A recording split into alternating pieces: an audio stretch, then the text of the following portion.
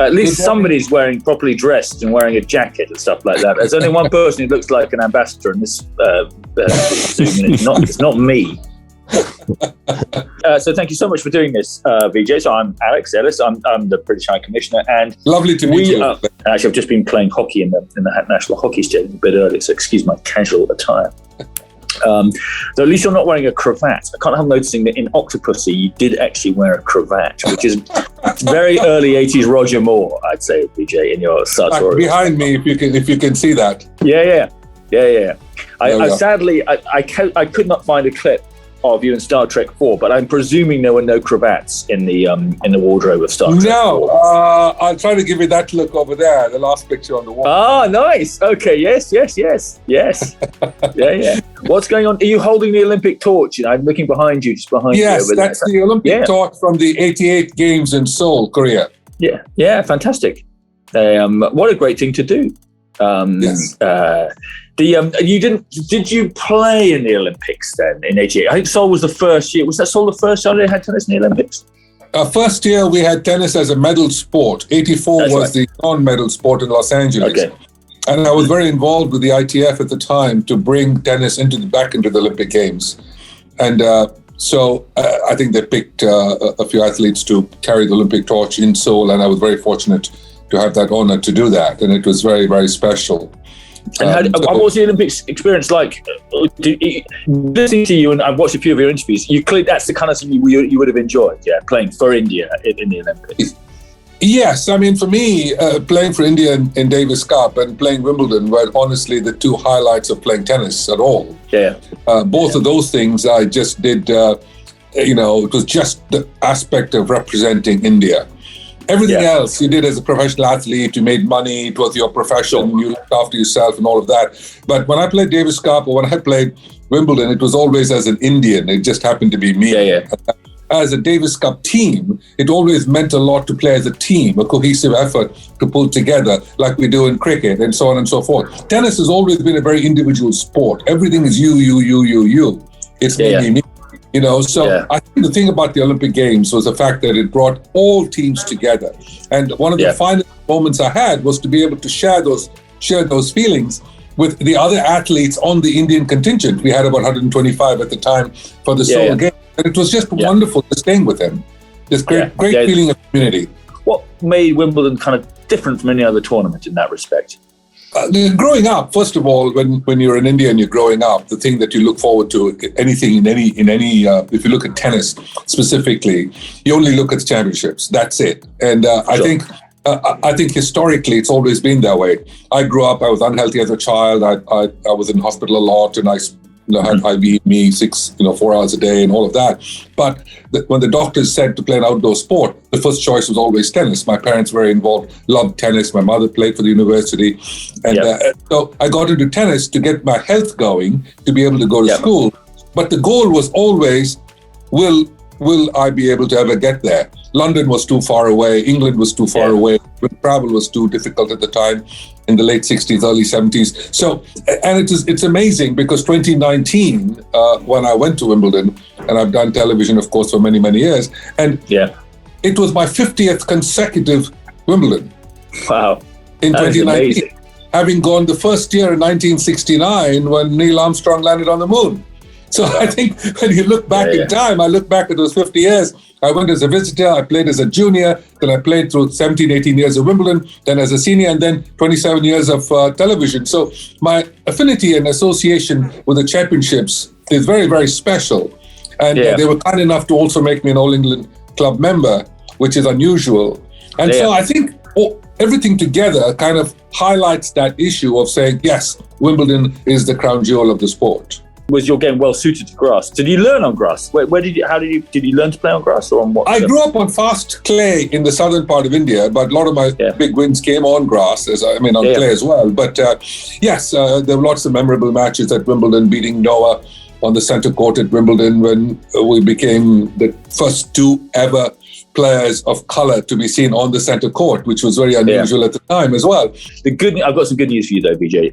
I'm too young to have watched you play Jan Kodis in 1973. So I have it means nothing to me. People say to me there was a smash mish. Smash mash. I don't know. Thank you. It's always been monumentally special to me to go there. Wimbledon, in my opinion, is not a tennis event. It is an event, and it's a bucket list item that anyone who visits London has to go see. Tennis was kind of part of the family tradition at the time. My mother and father played tennis. Your mother sounds like an amazing person. I was reading a bit about her. She must have been she sounds like she's a very determined person, that her kids were going to get on and do stuff. Well, in my life, I always say my greatest talent was being born to the right parents. Because it's the life's greatest bit of luck. Yes, it's any child born to those parents would have done as good as me, if not a lot better. And I think that, for me, 98% of anything I've done is because of her and because of them. And it's so special because you don't realize where life's going to take you. And the one thing that the sport has done for me has given me my greatest education more than anything else. Tennis is a very odd game. It's interesting that your brother's so good at chess, because there's a bit of chess and tennis. It's a very combative game. Of all the sports I've played, and I haven't played any sport well, it's the most combative. I think I felt more competitive playing tennis than any other sport I've ever played. You hate to lose, and it really is kind of a combat, luckily separated by a net. And so I guess that temperament side is just crucial, I guess, to success. And you can do it in lots of different ways. There's no one way of doing it. And you said in an interview, you had an Indian temperament. And I'd love to know, what do you mean by that in the context of tennis? What is an Indian temperament? Well, at least in my day, the important thing about it is tennis between the ears. And that's what's going to carry you far.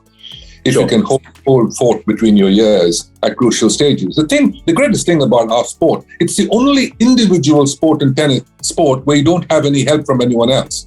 Even in golf, you have a caddy with you who can read your putts and tell you which club to use and which way the wind is blowing and so on. Yeah, although, I mean, that hasn't helped me, Vijay. God knows I've tried. Somehow I always seem to get a terrible caddy. I said, we can't, but never mind. We'll play. But you're on your own.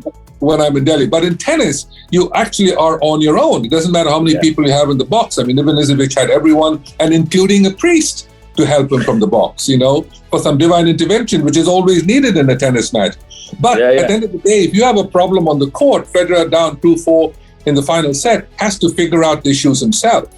And I think that's the hard part in our sport. That's why between the ears is critical at those crucial times. Everyone hits the ball well. You know that. Everyone's going to make a few good shots. You're going to have good days and bad days. But between the ears is absolutely critical. And I think the calmness of what we brought to the table as Indians, I think helped a lot at those times. And I think most sports. Today, I think more aggressive, and it's more showy about the aggressiveness. But during my days, certainly the calmness of it is really what helped me a lot in crucial stages. Yes.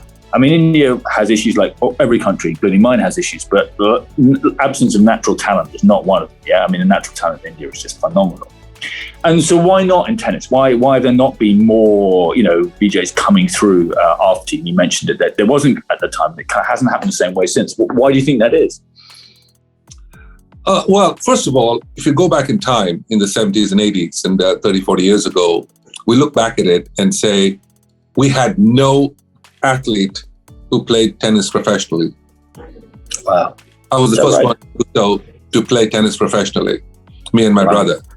And so the question always was, yes, you play tennis, but what do you do for a living? Yeah. It's a question we could never answer till I won my first tournament, and I made money anybody made in a whole year. So Bretton Woods. At the time, and we were always concerned because you had a billion people always cheering for you. And I always told my dear friend Sunil Gavaskar in cricket, I said to him, listen, you better hit 100 because it takes the pressure off of me. And he would say, you better play well at Wimbledon, takes the pressure off of me, because we were the only two at the time.